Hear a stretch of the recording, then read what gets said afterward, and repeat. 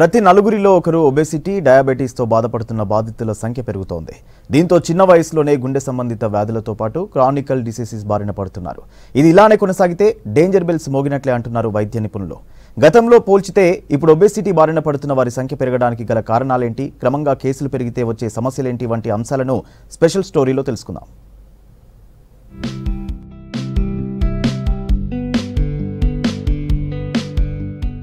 రాష్ట్రంలో obesity, diabetes బారిన పడిన వారి సంఖ్య రోజు రోజుకు పెరుగుతోంది. మారిన లైఫ్ స్టైల్ కారణంగా ప్రతి ఫ్యామిలీలో ఎవరో ఒకరు ఇలాంటి వ్యాధుల బారిన పడుతున్నారు. గతంలో ఒబేసిటీ, డయాబెటిస్ 100లో ఎవరికో ఒకరికి వచ్చేది.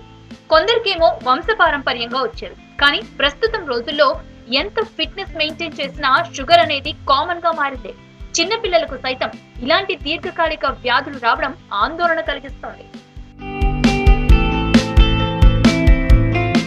జంక్ ఫుడ్ తినడంతోనే దేశంలో ఊబకాయం, మధుమేహం వంటి వ్యాధులు వస్తున్నాయని తెలిపింది preventive medicine research and review అనే అంతర్జాతీయ జర్నల్. వీటితో పాటు గుండె, క్యాన్సర్, శ్వాసకోశ వ్యాధులతో ప్రపంచంలో దాదాపు 41 మిలియన్ల మంది ప్రాణాలు కోల్పోయారని గణాంకాలు చెబుతున్నాయి.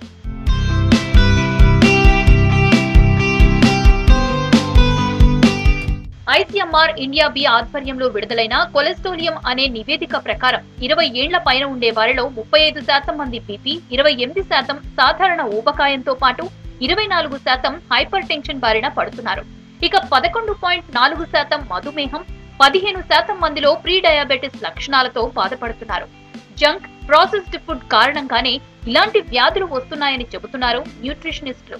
So obesity is also becoming చాలా rampant because of the availability of junk foods, and ఈ junk foods are made with refined flour like maida.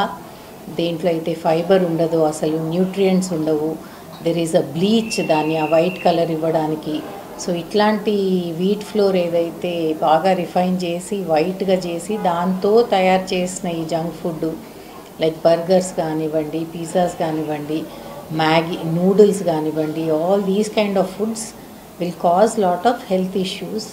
The first thing is they give too many calories and which in turn gives obesity.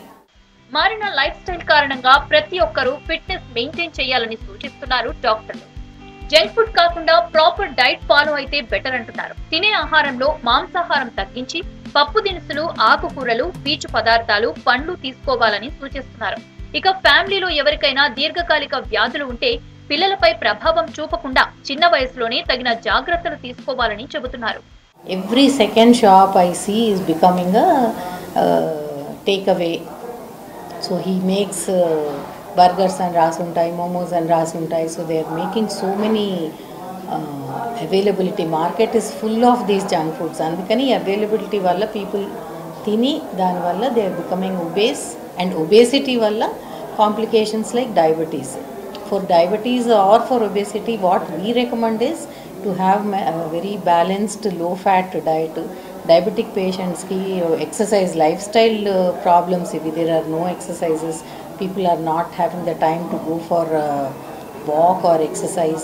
అందువల్ల these complications are coming. ముఖ్యంగా IT, computer ముందు గంటల తరబడి కూర్చుని work చేసేవారు మరింత alert గా ఉండాలని హెల్త్ ఎక్స్పర్ట్స్ వార్నింగ్ ఇస్తున్నారు. మార్కెట్ లో ఉండే రెడీమేడ్ ఫుడ్ కంటే సెల్ఫ్ కుకింగ్ ఆహారాన్ని తీసుకోవాలని సూచిస్తున్నారు. అప్పుడే హెల్దీ లైఫ్ ని లీడ్ చేయొచ్చని అడ్వైస్ చేస్తున్నారు డాక్టర్లు.